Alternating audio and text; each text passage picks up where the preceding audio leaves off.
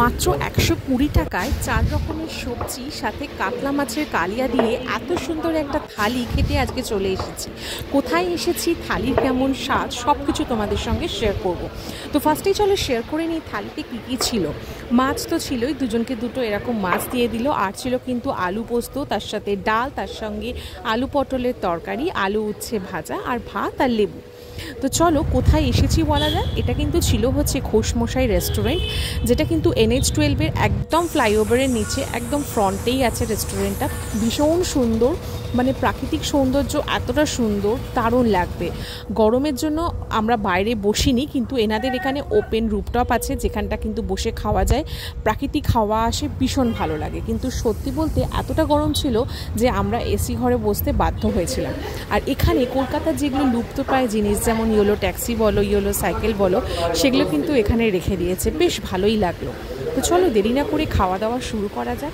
আর খাওয়া দাওয়ার কেমন স্বাদ সেটাও তোমাদের সঙ্গে শেয়ার করি। ফার্স্টে কিন্তু আমি ডাল দিয়ে একটু আলু উচ্ছে ভাজা দিয়ে খেলাম। পুরো রান্নাটাই কিন্তু একদম ঘরোয়া রান্না, ভীষণ সুন্দর, খুব লাইট। আমার তো ভীষণ ভালো লেগেছে। আর সত্যি বলতে রাইসের কোয়ালিটিটা খুবই ভালো, মানে এত সস্তায় এত সুন্দর একটা সুস্বাদু খাবার, সত্যি দারুণ। আর আমরা একটা নিয়েছিলাম হাফ মাটন, যেটার মধ্যে ছিল 2 পিস, আর দাম নিয়েছিল কিন্তু 120 টাকা।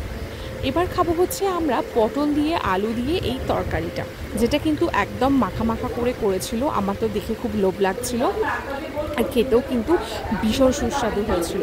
বেশ ভালো কষিয়ে কষিয়ে করেছিল, তার জন্য যেন মনে হচ্ছিল এর মধ্যে কোনো চিংড়ি বা কিছু আছে, কিন্তু সেটা ছিল না। কিন্তু ভীষণ সুন্দর স্বাদ ছিল।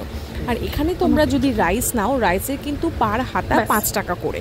মানে এনাদের সমস্ত খাবার দাবারের কোয়ালিটি বা কোয়ান্টিটি সত্যি খুব ভালো, এবং দামগুলোও কিন্তু রিজনেবল।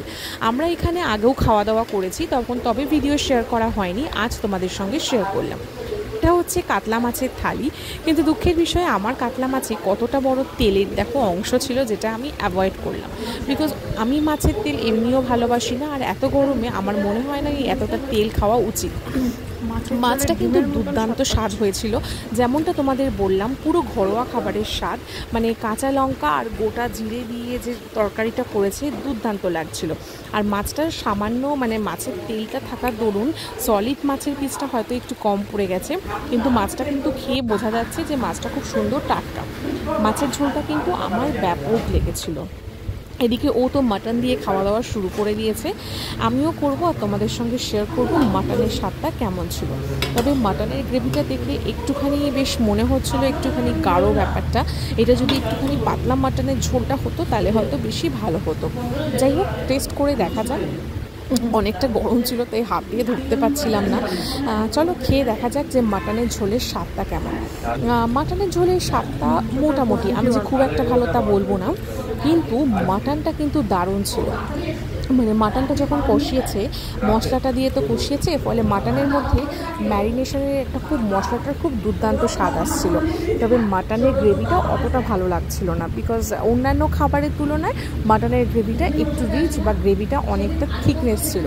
বাট হ্যাঁ, এনাদের এখানে খাওয়া দাওয়া কিন্তু সত্যি খুব ভালো। তোমরা কিন্তু অবশ্যই কমেন্ট করে জানাবে তোমাদের কেমন লাগলো।